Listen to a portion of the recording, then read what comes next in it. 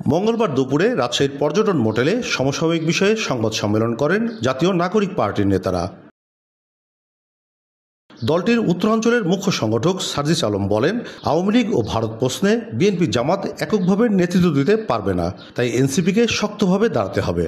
আমরা মনে করি আগামীর বাংলাদেশের জন্য হোক, জনগণের আকাঙ্ক্ষা পূরণের জন্য হোক, জুলাইয়ের প্রত্যেকটি চাওয়াকে বাস্তবায়ন করার জন্য হোক, কিংবা রাজনৈতিক দল হিসেবে শক্ত ভিতের উপরে দাঁড়ানোর জন্য হোক, এনসিপিকে সাংগঠনিকভাবে শক্তিশালী হতে হবে।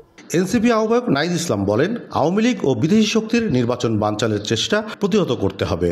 দ্রুত আদেশ জারি করে জুলাই সনদের স্বীকৃতি এবং গণভোট আয়োজনের আহ্বানও জানান তিনি। বিদ্যমান সংবিধানের অধীনে এই ধরনের সাংবিধানিক আদেশ দেওয়ার কোনো সুযোগ নাই এবং এই ধরনের সাংবিধানিক আদেশ বর্তমান যে প্রেসিডেন্ট আছেন চুপ্পু, তিনি কখনো এটা দিতে পারেন না। তার দেওয়াটা বৈধ হবে না, জনগণের কাছে বিশ্বাসযোগ্য, গ্রহণযোগ্য হবে না। ফলে ডক্টর মোহাম্মদ ইউনূস জুলাই গণ অভ্যুত্থানের বৈধতার জায়গা থেকে এই আদেশটি জারি করবেন এবং গণভোট হওয়ার পরে পরবর্তী যে সংসদ, সেটা একটা সংস্কার পরিষদ হওয়ার কথা, যেটা সবাই ঐক্যমত হয়েছে। এনসিপিকে শাপলা প্রতীক না দেয়া নির্বাচন কমিশনের স্বেচ্ছাচারিতা উল্লেখ করে নাহিদ ইসলাম বলেন, নির্বাচনে এনসিপিকে ঠেকাতে ষড়যন্ত্র চলছে। অন্তর্বর্তী সরকারের অধীনেই নির্বাচন চান তিনি।